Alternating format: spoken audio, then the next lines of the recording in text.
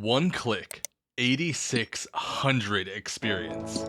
Mining is now the most AFK skill in all of old school RuneScape. And best of all, you can do it all from your phone without even needing to keep the game open. You might just say, this changes everything. What is up, Scapers? My name is Fancy, and today we're going to be talking all about shooting stars and how you can gain thousands of mining experience doing everyday activities like walking your dog or just buying groceries, all while looking at your phone for less time than it takes to respond to a text. These are the best nacho chips, by the way. You can do this on multiple accounts at the same time, even while playing other games. Falcon Punch! And when the star does eventually move, you can quickly find a new star using the Discord. Here we go, let's hop worlds first, and either click directly on the new star or use an item on a player for a free taxi ride over there. Just make sure they're actually heading to the star, you know? I'll be going over all of this in the next several minutes, so in the meantime, pull up the Discord, find a star, and let's get mining. As a very quick overview, shooting stars spawn in a world every roughly 2 hours. They can be between size 9 and size 1. Size 9 is more XP, less AFK, and less Stardust. Size 1 is less XP, more AFK, and more Stardust. Each star lasts a static amount of time, shown on the wiki here, and unlike something like a fishing spot that can move or woodcutting where the tree may fall and disappear, this doesn't happen. There are no interruptions. Except in very rare occurrences, but I'll go over that later. Whenever a star spawns and someone starts mining it, a timer is set. And as long as anyone is continuously mining the star will deplete in a fixed amount of time and then go down to the next layer. Just for clarity, Jagex uses both size and layer to refer to the size of a star, and people also call them tiers. So a size 6 star is also known as a tier 6, and once that layer is mined, it will then be a tier 5 star or size 5 star. Size 4 stars, which are the most common, are still over an hour total of AFK as you mine down the size 4, the size 3, the 2, and the 1, all while doing just one click per layer. First things first, you're gonna need 3 things to get this to work for you. A computer with an internet connection, RuneLite because it's super overpowered, and you need a smartphone with a data plan. You can also use a laptop, but I just assume that'd be less convenient for most people, but maybe if you're in college or something, I don't know. To get started, the first thing you need to do is download Chrome Remote Desktop on your phone and computer. But you actually don't need to use Chrome, you can use most browsers and the setup will be similar. So go to Google or whatever search engine you want and search for Chrome Remote Desktop, and it should be the first option. Click the link, it should look like this, and we're gonna click the download button right here. That will open a pop-up for the Chrome Web Store to add it as a browser extension, and from here we're gonna click Add to Chrome, and you'll get another pop-up just to confirm, just click Add Extension. Now, you can name your computer whatever you want. I'm gonna go with Gaming Computer, and then it wants you to set a PIN. This is just to link your phone and your computer without having someone else link their phone to your computer, you know? Like if you get hacked, I don't know.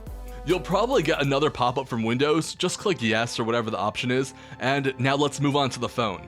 Just head on over to whatever app store you use. I'm on iPhone, but this app exists on Androids too. It should be on Windows as well. Click on the download button, and then once it's done, open the app. The first thing it's gonna do is ask you to sign into your email, and I'm not gonna show you mine, nice try. And then once that's done, you can see the computer that we set up just a minute ago. Click on that and it'll ask you for the PIN you chose, and enter that. Again, not gonna show you mine. And I always like to click this little button to remember it, so I don't need to type it in every time. I just think that makes sense, we're all being lazy, right? And that's it, we're done. This is my desktop being controlled from my phone. And while we're here, I'm just gonna add a couple tips and tricks for you before we head back over to the computer. You can press this button down here to open up a keyboard. This is useful if you need to type, maybe you AFK'd too hard and got logged out, maybe you're just trying to spice up the environment, I don't know. You can zoom in by pinching the screen like normal, that part is pretty standard. But if you do wanna scroll, for instance, when world hopping, the one thing I'll add is that you actually have to hold down the click when you wanna scroll down. I'll show you that now, maybe. Yeah, this is what it looks like. See what my hands are doing? Wow. Okay, so let's head back to the computer and figure out why we're doing all this work when it looks so much worse than the official mobile app. Well, the answer is always RuneLite. With this standard mobile app, you'll either need to have your app open or be constantly checking your phone every minute to not get logged out. But because we have RuneLite open on our computer, this no longer applies, and the game will be able to play in the background using RuneLite's 5-minute logout timer. But that's just the default logout timer. And of course, we're gonna need more than 5 minutes if we're AFKing stars for 10 or 20 minutes at a time. So head on over to the configuration menu, the little wrench icon, that's what it's called by the way, and search for logout timer. Make sure it's enabled and then click the cog to go into settings, and we're gonna be setting this to the maximum of 25 minutes. This is completely safe and allowed by Jagex, and it just so happens that it lines up almost perfectly with a tier 1 star duration. All this does is it means that if we click the screen and then stop clicking, we're gonna log out in 25 minutes, not the standard 5. The next thing that I like to do is to turn on Entity Hider. Again, this is a default plugin, so you can search for it in RuneLite, make sure it's enabled, and I'm going to be hiding both other players and random events.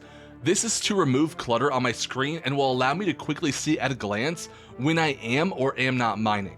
That being said, another option to consider is to not hide the other players, but still hide random events so you don't misclick. The reason to show other players is so that you can easily see other players as they're running to a star, and if you use an item on another player, your character will automatically follow them. When a new star spawns, there will often be a massive amount of players running towards that star.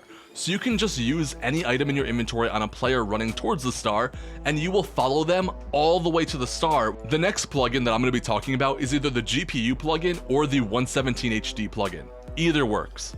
I do not care about the graphics at all.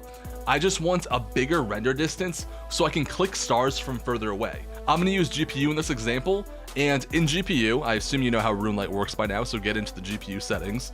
Increase draw distance to over 100 and extend map distance to 5.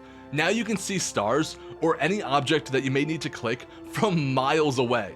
When you can, I also recommend just marking all the stars to see where they are easier.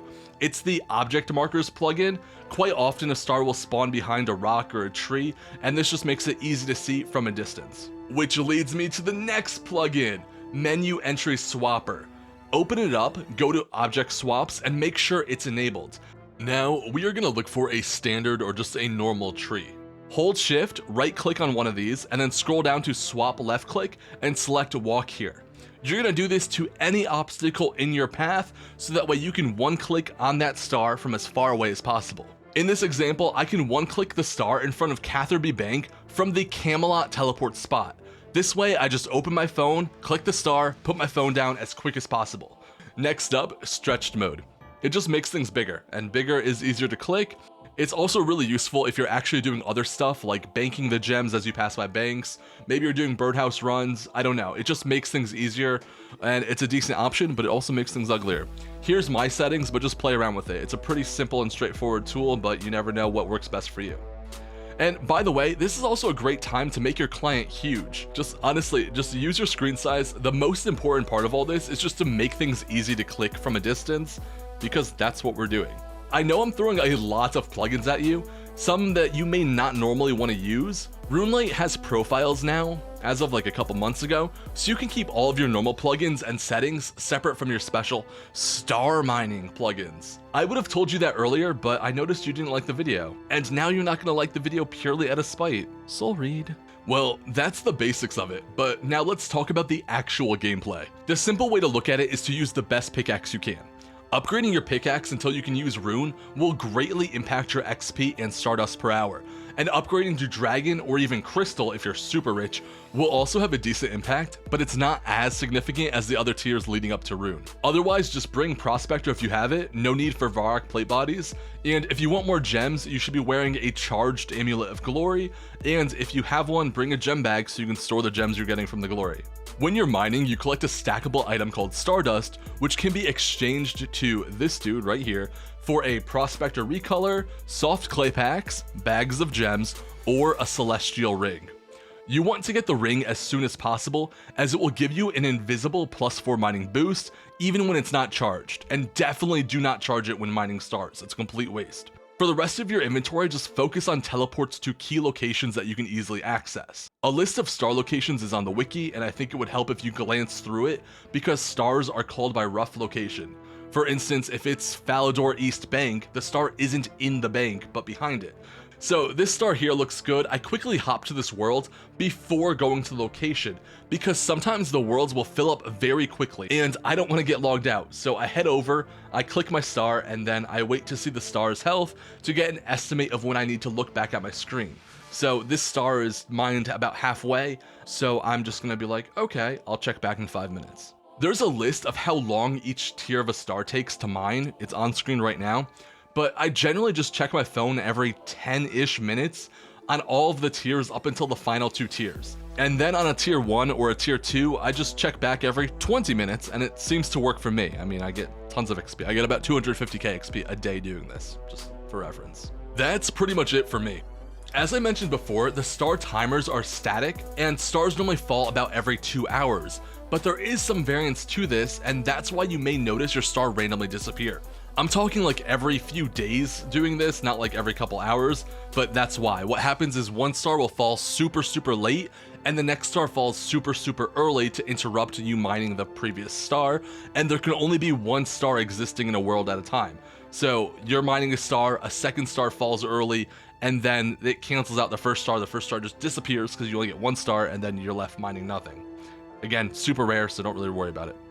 Also, by the way, you can also mine stars in a free-to-play, but you get half the XP, and the Stardust shop is members only. And finally, like with most things, you'll get better as you practice. Different camera angles and zoom settings will work differently depending on what teleports you have available, and you'll also figure out which stars are more desirable for you based on how easy they are to get to. Like, the star south of Lobacange is great for my limited Iron Man, whereas I haven't unlocked the stars in Prif yet, and I don't even want to run to the stars in the wilderness. So it's just something you'll learn as you do it. Okay, that's it. Any questions, let me know. Like, comment, subscribe. Love you all. Goodbye.